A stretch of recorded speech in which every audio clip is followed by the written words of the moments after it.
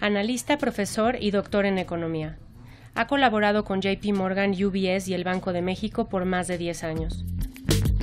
Es miembro activo de Líderes del Futuro del Instituto Internacional de Finanzas. El economista en jefe de Grupo Financiero Banorte, Gabriel Casillas, en Milenio Negocios.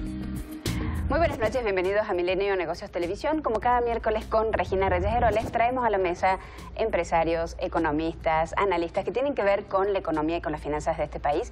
Y hoy tenemos al jefe de los analistas financieros de Banorte, Gabriel Casillas, porque sin duda estamos ahora en el ombligo del mes de enero de un año que va a ser muy interesante, para ponerle un adjetivo menos complejo, ¿no? Pero es un año donde vamos a tener elecciones presidenciales, donde ya entramos en renegociación, en las últimas rondas de renegociación del Tratado de Libre Comercio, donde Estados Unidos ha logrado pasar una reforma fiscal finalmente.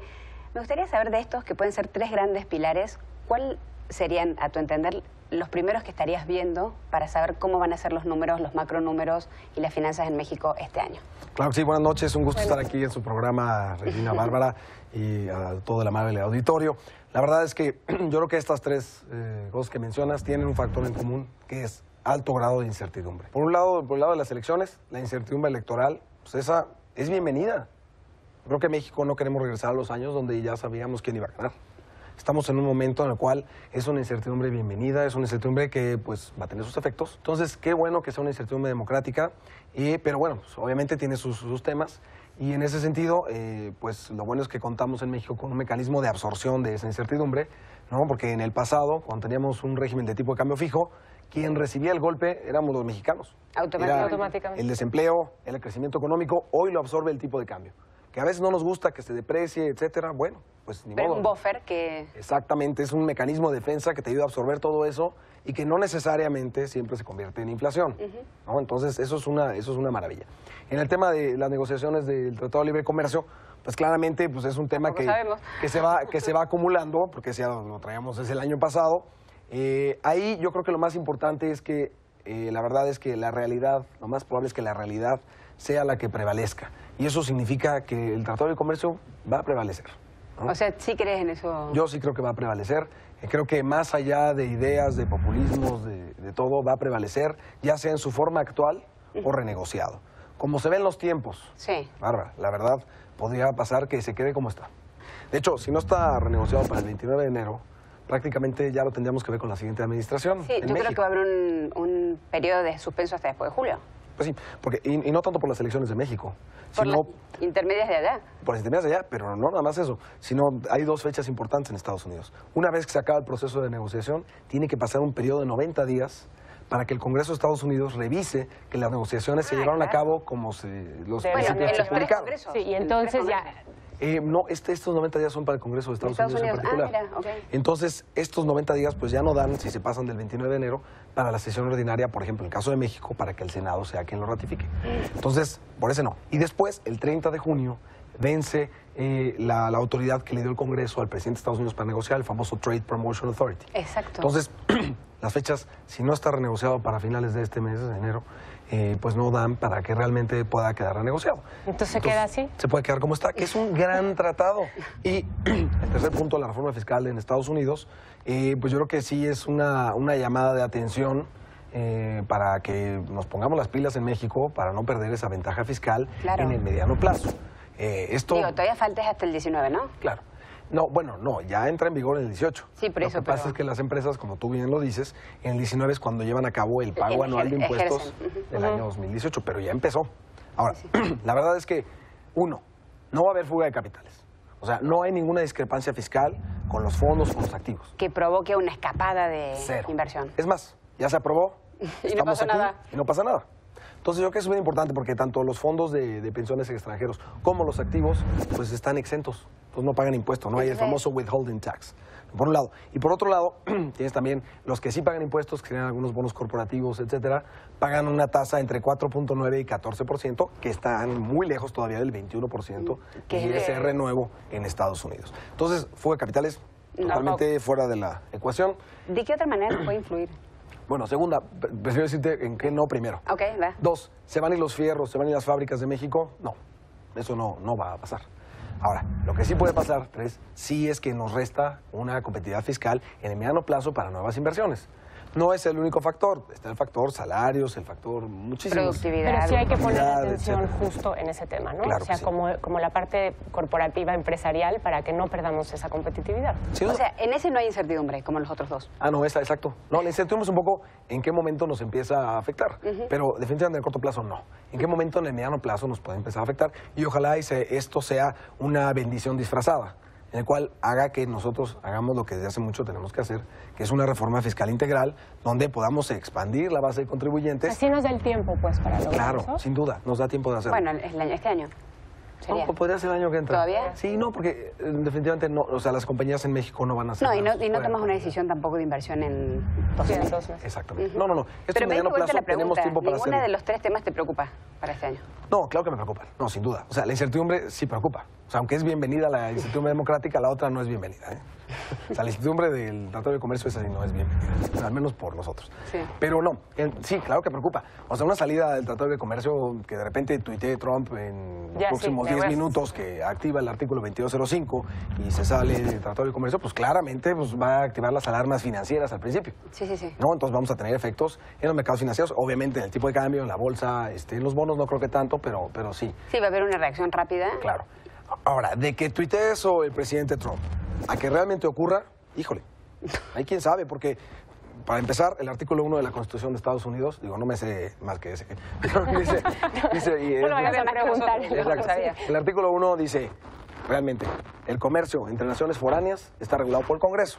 Entonces, sin duda va a haber una serie de No hay litigios. asterisco al pie, aplica Twitter, no. No, exactamente. Entonces, realmente, de que lo diga, que ocurra, no va a pasar. Ahora, vamos a suponer que sí ocurre, y nos vamos al escenario más pesimista, que de verdad tampoco creo que ocurra. Hay muchísimos empresarios, los congresistas en Estados Pero Unidos aparte, están a favor. Sí. Eso, ¿no? No, y además está la OMC, o sea, en el peor de las circunstancias, exactamente. ¿no? A En eso la peor vamos. de las circunstancias estamos protegidos por esa organización Claro. No, pues, y esas leyes de comercio, pues. Exacto. Y al tenerlo, al nosotros enfrentar los aranceles de nación más favorecida, realmente el arancel es muy bajo. Salvo unos casos que sí tienen pico arancelario, el caso de las pick-ups, la mayor parte de los aranceles andan entre 2,5 y 3,5%. El chicken tax. Exacto, ese es el 25%.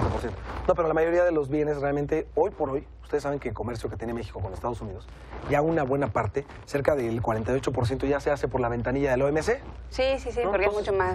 Realmente, pues, si tú puedes mandarlo por la ventanilla del Tratado de Libre Comercio, cumpliendo con todos los requisitos, certificaciones y pagar arancel cero, pero hay veces que las empresas no quieren Y se pasar van por la todo otra ventanilla de todas Sí, maneras. o el arancel es cero. Entonces cual. te vas por la otra ventanilla mucho más sencilla. Entonces no pasa nada. La verdad es que no pasa nada. Y yo creo que este ruido financiero del que hablábamos duraría muy poco, la verdad. Pero en este ruido financiero también los mexicanos estamos preocupados y una de las cosas que nos ha hecho ruido pensando en nuestros bolsillos es el dato de inflación, ¿no? Del cierre de inflación en 2017. Sí es, digo, el más alto que hemos visto en unos años, sí afecta a nuestro día a día, pero ¿qué es lo importante ver acá, ¿no? Y qué tan importante es considerarlo dentro de un contexto un poco más amplio, ¿no? No es solo la inflación, son muchas cosas las que pueden afectar nuestro bolsillo. No, sin duda. Bueno, yo creo que bien importante dos aspectos de la inflación que prácticamente tocas. Uno, el dato, 6,77%, pues es el más alto en más de 16 años. O sea, desde mayo de 2001 no veíamos esta inflación. Ahora, entonces, en este sentido, ¿que no ha hecho bien su trabajo el Banco de México? ¿Es bueno o malo? Sí. Pues yo digo que no. O sea, al final del día, las presiones inflacionarias que tiene que atajar un banco central son las que vienen del lado de la demanda. Porque ahí es donde ustedes saben, el Banco Central tiene que ver estas velocidades, pues la gente gasta mucho más rápido de lo que se produce, entonces estas dos velocidades son las que tiene que ir midiendo el Banco Central.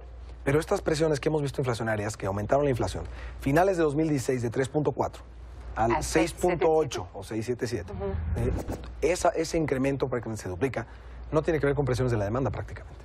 O sea, 2/3 de este incremento en la inflación se ha debido a ¿qué? A cómo se han comportado en los La precios de los volatilidad. energéticos, cómo se ha comportado la volatilidad del tipo de cambio, ya un ciclo agropecuario medio raro, la verdad, que no habíamos visto prácticamente en muchos años. Y el otro tercio sí tiene que ver con algunas presiones rezagadas del tipo de cambio. O sea, normalmente en México, cuando ya suben precios las empresas, es porque ya no aguantan el incremento que se le dio del precio de los insumos importados. pero normalmente aguantan a que a lo mejor además es un pico y regresa. Sí, pero toman cuando ya ven que ya es permanente, entonces ahora sí transfieren esto al consumidor en la medida que pueden. Sin duda, entonces, la inflación sí es un tema, pero permíteme nada más antes de pasar al siguiente tema, algo bien importante. La inflación, este año va a caer muy rápido. Como que no lo vemos ahorita. O sea, ese objetivo que tiene Banjico del 3%, sí lo están viendo ustedes también, hacia allá. Lo vemos en 2019, pero en 2018 una caída bien importante. Simplemente del 6.8 a la primera quincena de enero es probable que se caiga a 5.6. Es una caída bien relevante y ahí a lo mejor le cuesta un poco de trabajo seguir bajando en la primera mitad del año y en la segunda mitad del año casi por efecto aritmético es muy probable que lleguemos a un 4.3, máximo 4,5%. Entonces, todo este efecto que se dio de una sola vez, de presiones del lado de la oferta, en donde el Banco Central no puede atajarlas, ¿no? El ejemplo que daba el exgobernador Carstens, cuando fue la fiebre aviar, ¿no? El tema del catarrito. El catarrito. El catarrito no, me refería a la fiebre aviar, cuando decía, oye, pues es que si subió mucho el precio del huevo y del pollo, no por subir tasas de interés, las gallinas se van a aliviar, ¿no? O van a poner más huevo. Sí. Entonces, ese yo creo que es el mejor ejemplo de decir, realmente el Banco de México ha hecho su trabajo. El año pasado subió 175 puntos base la tasa de interés y lleva 400 puntos base desde diciembre de 2015. Claro. Entonces, en ese sentido, la verdad es que sí se ha hecho el trabajo, nada más que pues hay cosas que no se pueden controlar. Y lo bueno es que esos efectos de una sola vez se van a ir eliminando este año. Nos queda una sola pregunta y creo que tiene que ver con la coyuntura. Estamos empezando un año muy electoral. Hay tres grandes jugadores en la cancha que ya están muy claros, ¿no? Andrés Manuel, José Antonio Meade y Anaya. ¿Puede cambiar radicalmente la economía de este país si cualquiera de los tres gana la presidencia? Yo creo que hay algo bien importante. Quien gane va a enfrentar, yo creo que los tres tienen buenas intenciones. Dos, quien gane, pues va a enfrentar las restricciones institucionales que ha puesto el país, ¿no? Entonces yo creo que eso, el andamiaje institucional que ha ido formando el país en los últimos 30 años es bien importante. O sea, quien gane no le va a poder decir al Banco de México, imprime más billetes, préstame dinero. O tiro abajo una reforma, o... Pues no, porque va a ser muy complicado conseguir 2/3 de ambas cámaras y la mitad de los congresos locales para cambiar la Constitución. Entonces nos han criticado mucho de que todo lo ponemos en la Constitución, sí. Pero, pues, ayuda desde el punto de vista en que tampoco puedes cambiarla una vez que está ahí. Entonces, yo creo que eso es lo más importante, que quien llegue va a enfrentar eso y entonces va a tener que jugar en ese campo restringido de instituciones. Sea quien sea. Exacto, sea quien sea, y ahí es donde pues, sus buenas intenciones, vamos a ver en los comos si pueden influir o no. Ojalá empecemos a ver los comos, porque hasta ahora no ha habido ningún como de ninguno de los Bueno, pues es que todavía no empiezan las campañas. Es verdad. Bueno, Gabriel, muchísimas gracias. Sé que eres de los más optimistas en los pronósticos para este año, así que te buscaremos a mitad de año para ver si se siguen cumpliendo tus positivas opciones con respecto al año. Regina, como siempre, muchísimas gracias. Y a ustedes los esperamos la próxima semana, el miércoles en Milenio Negocios Televisión. Muy buenas noches.